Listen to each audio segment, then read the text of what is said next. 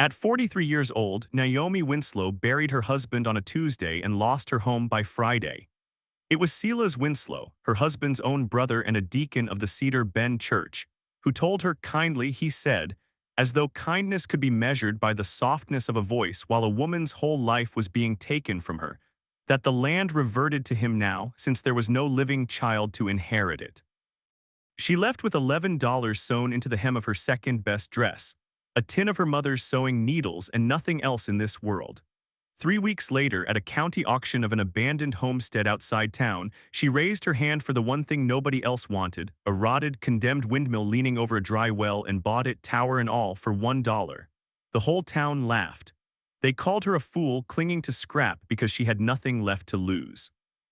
What none of them knew, what Naomi herself did not yet know, was that hidden in the rafters of that windmill lay a ribbon, and a name, and a truth that would give her back a daughter and give a dying town its water.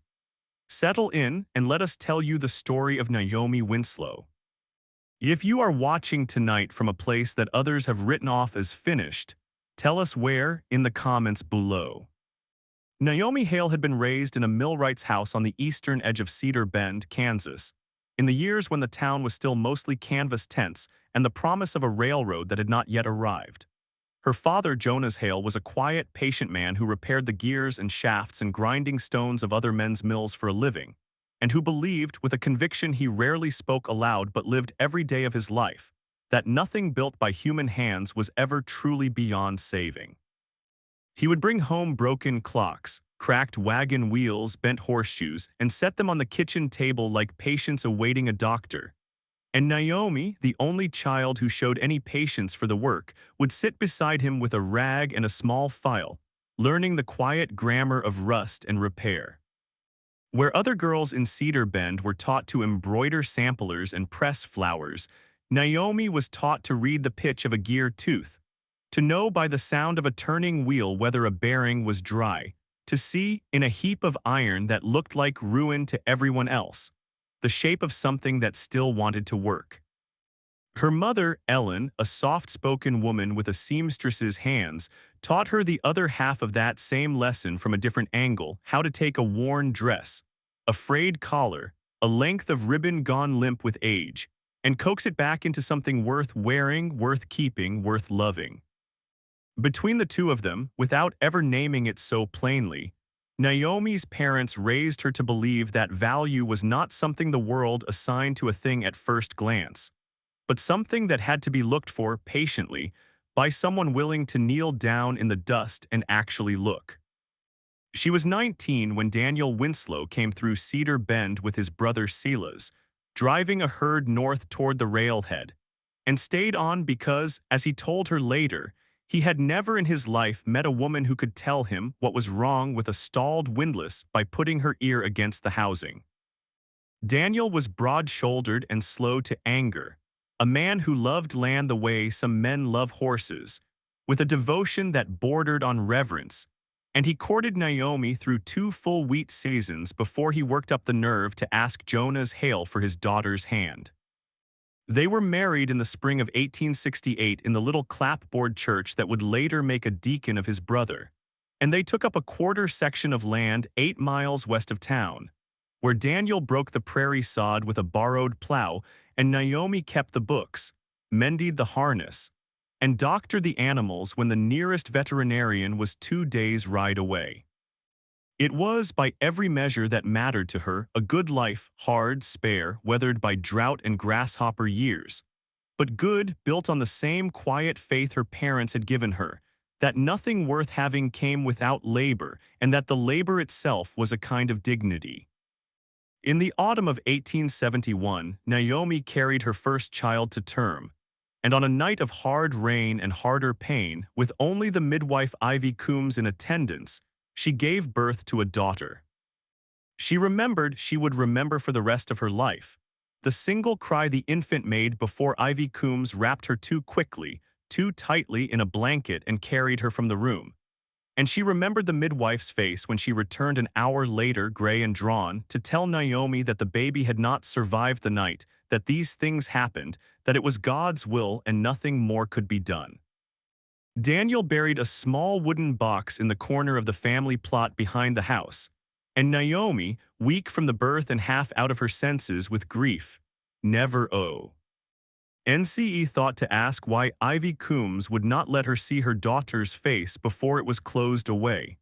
It was the one silence in an otherwise honest life, and it would take Naomi 18 years to understand what that silence had cost her and who had paid to keep it. For 18 years after that, Naomi and Daniel worked the land together without another child ever coming.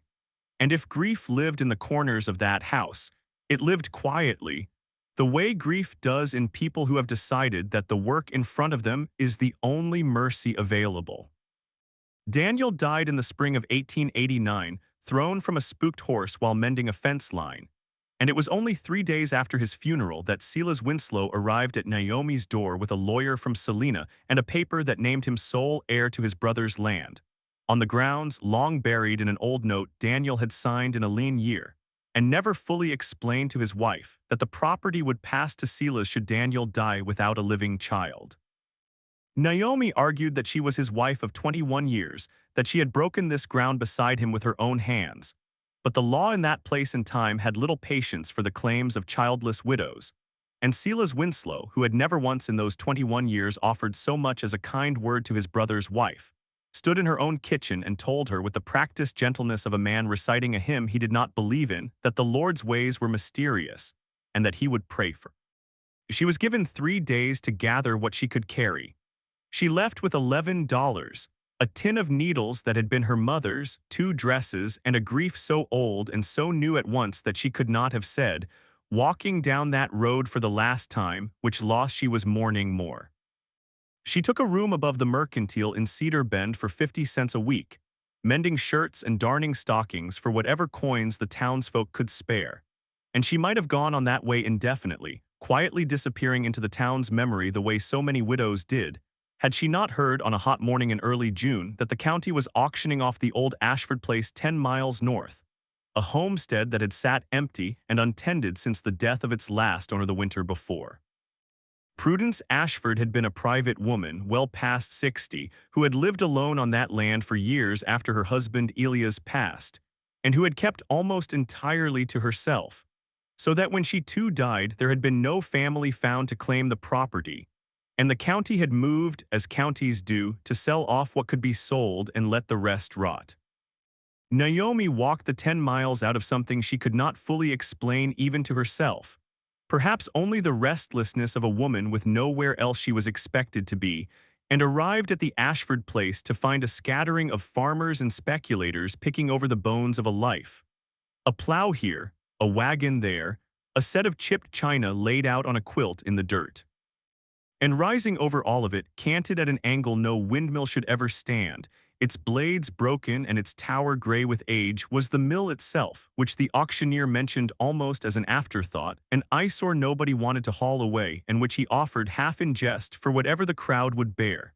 Nobody bid. Men laughed and shook their heads. And Naomi Winslow, who had $11 to her name and no home to shelter it in, heard herself say, $1, in a voice steadier than she felt. And the auctioneer, glad to be rid of the thing, brought his gavel down before anyone could think better of it. She spent that first night on the Ashford land wrapped in a horse blanket beneath the broken tower, listening to the wind work through the cracked slats above her.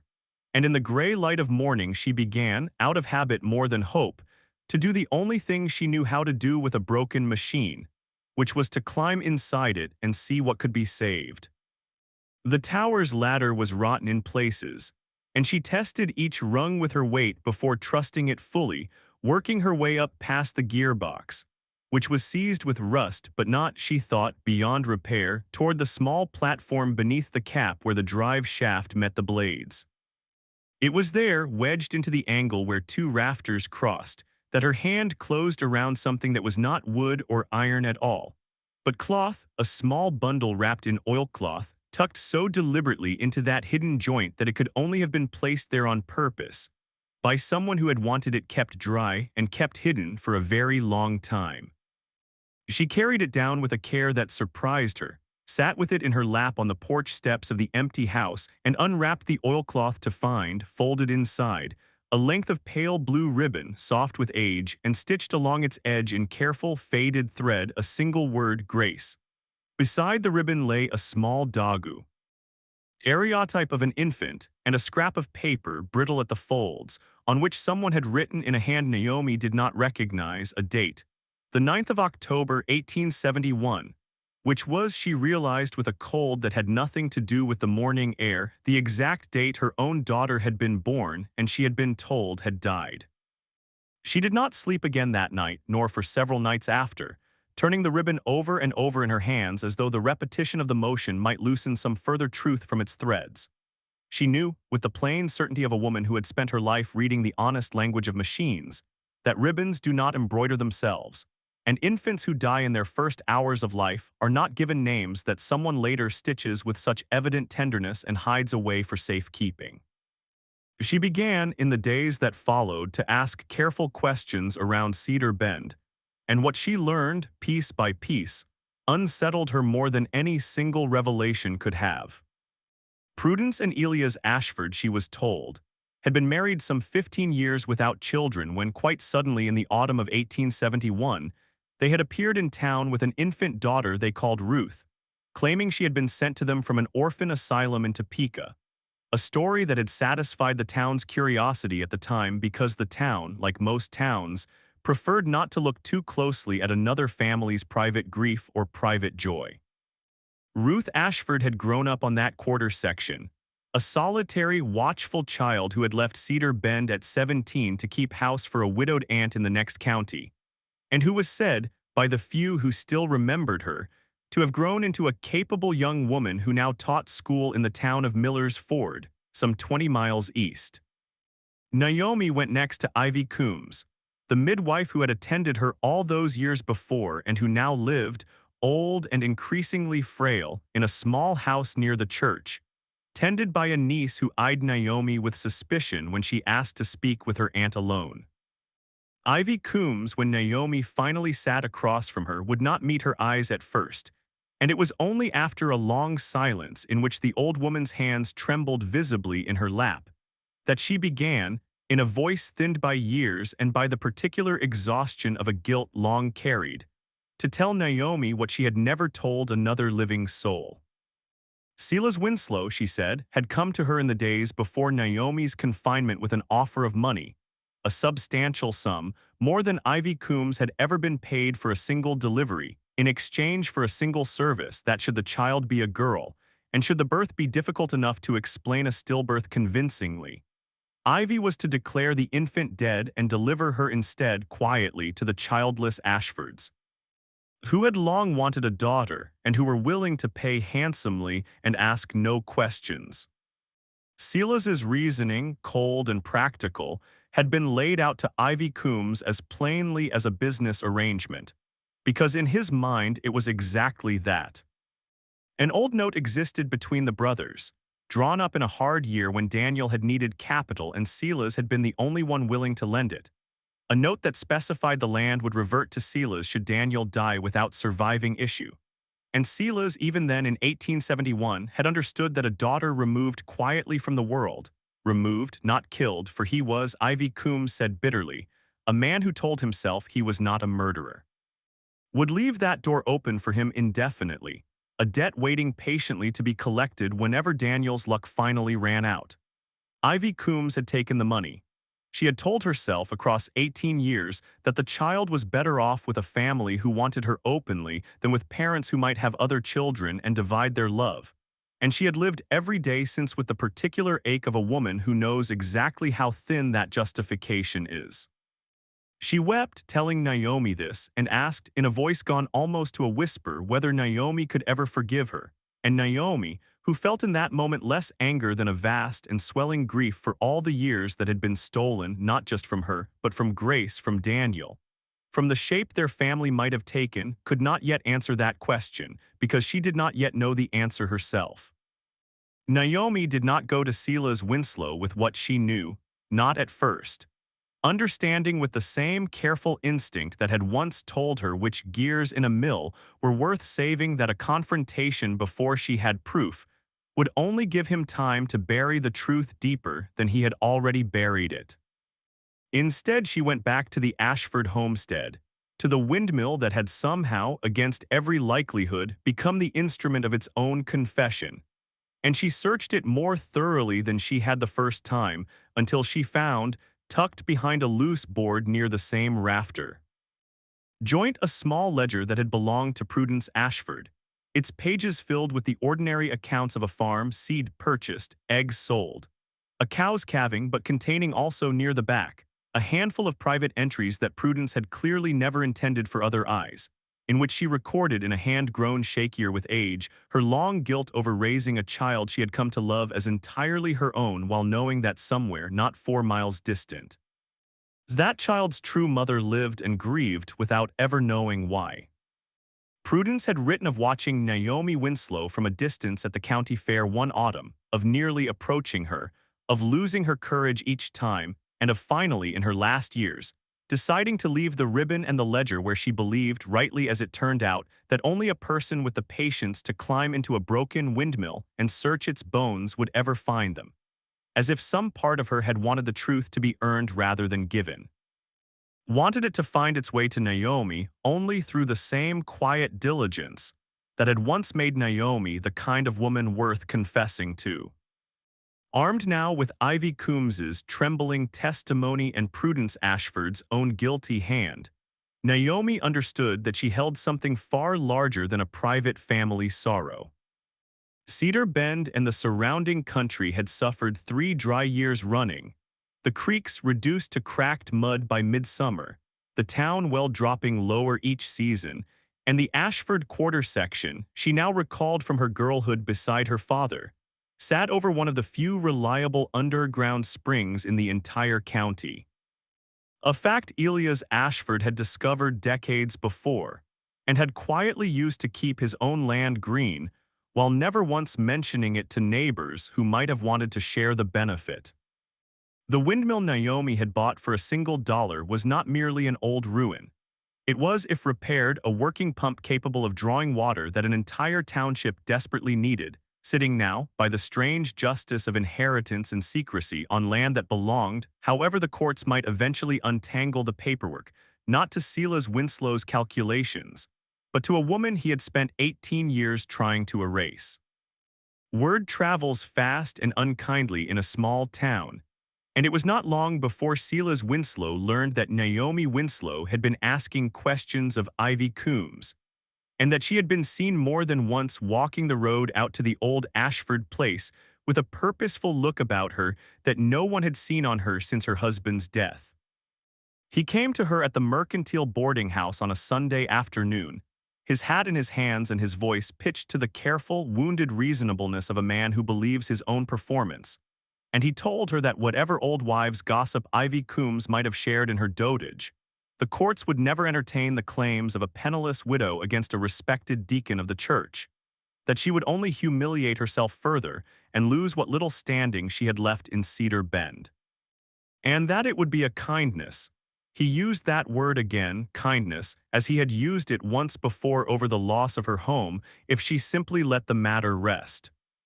When Naomi did not answer as he expected, he grew less careful, warning her that Ivy Coombs was an old woman whose mind wandered, that any testimony she gave could be made to look like the ramblings of senility, and that if Naomi pressed the matter into open court, he would see to it personally that she was remembered in Cedar Bend not as a wronged wife, but as a bitter, grasping woman inventing a scandal to steal a dead family's land. He left her with the distinct understanding that he intended to ride to Ivy Coombs's house that same evening to ensure her memory of certain events grew considerably dimmer, and Naomi, watching him go, felt for the first time in 18 years something other than grief rise up in her, something closer to the old, patient anger of a woman who has spent her whole life being told that what she valued was worthless, and who has finally found the one thing worth fighting for. She did not go to a lawyer that evening, for there was no time and less money for one. Instead, she went to the one place she knew Silas Winslow would not think to look for strength, which was to the town itself. She walked from house to house through the dusk, past the dry gardens and the cracked wells, and asked each family the same plain question: how many days' water did they have left? And would they come to a meeting at the schoolhouse the following evening to hear something that concerned every one of them?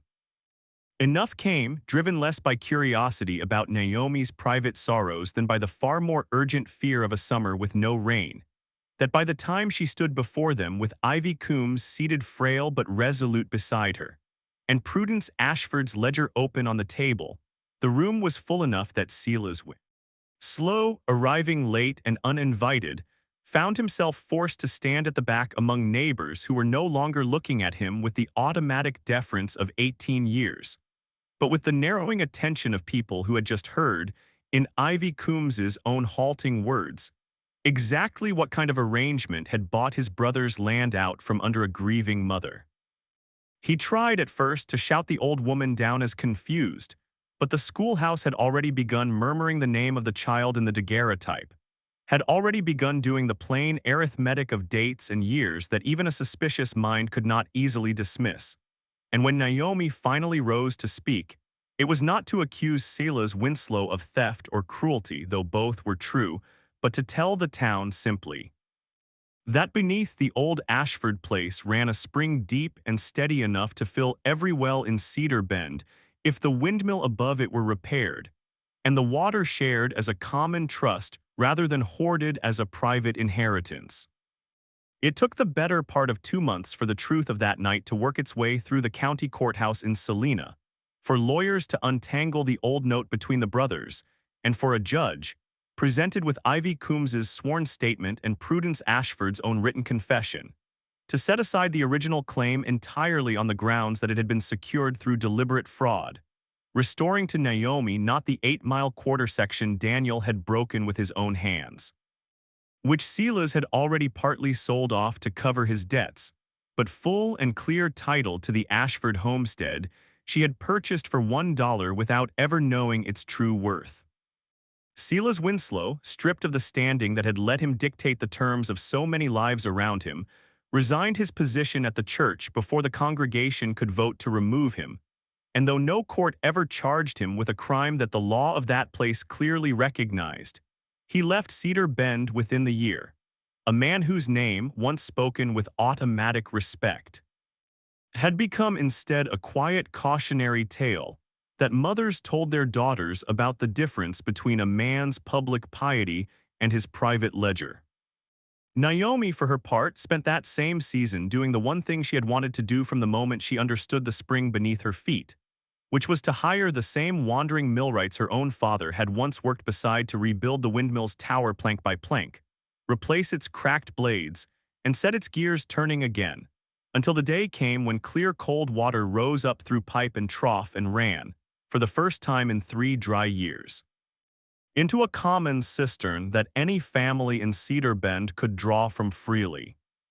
It was Ivy Coombs, in the end, who insisted on being the one to write to Ruth Ashford in Miller's Ford, believing it was owed to her after so many years of silence. And it was Ruth herself, 22 years old, sharp-eyed and careful with her words in exactly the way a schoolteacher must be, who came the following month on the stagecoach to Cedar Bend, carrying with her the same pale blue ribbons twin, a scrap Prudence Ashford had kept and given to Ruth years before as a keepsake from her infancy, without ever explaining where it had come from. The two women met on the porch of the Ashford house in the shadow of the newly turning windmill, and there was no single perfect word exchanged between them that could undo 18 years, no instant collapse into an embrace out of a storybook, only a long, careful conversation that stretched into evening, in which Naomi told her daughter everything she knew and did not pretend to know more, and Ruth, who had loved Prudence Ashford honestly and would go on loving her memory honestly, allowed herself slowly, across that first visit and the many that followed, to make room in her heart for a second mother without having to set aside the first. And so it was that the same Windmill Cedar Bend had once mocked Naomi Winslow for buying became, within a single season, the pulse of the entire town's survival, drawing water steady enough to see 3 more dry summers through without a single dry well. And it stood now not as a monument to foolishness, but as a plain, working reminder of the lesson Naomi's father had taught her at his kitchen table so many years before. That nothing broken is ever quite as worthless as it looks to someone who has never learned to look closely. She had lost her home to a man who valued land only for what it could be taken from others, and had found, in the one thing he never thought to want, both her daughter and her purpose. Cedar Bend, which had once laughed at a widow's dollar spent on a ruin, came in time to understand that Naomi Winslow had not been a fool at all. Only a woman who had spent her whole life practicing the patient, unglamorous art of finding value where no one else thought to search, and who had in the end found more in that abandoned tower than any of them could have imagined, a spring to save a town, and a ribbon that gave her back the name of mother. Thank you for spending this quiet hour with us and with Naomi Winslow's story. If it moved you, we would be grateful if you shared it with someone who needs a reminder that what looks worthless to the world is not always worthless at all, and we would love to hear from you in the comments. What is a time you found real value in something everyone else had already written off? We read every one of them and they mean more to us than you know. Until next time, stay close.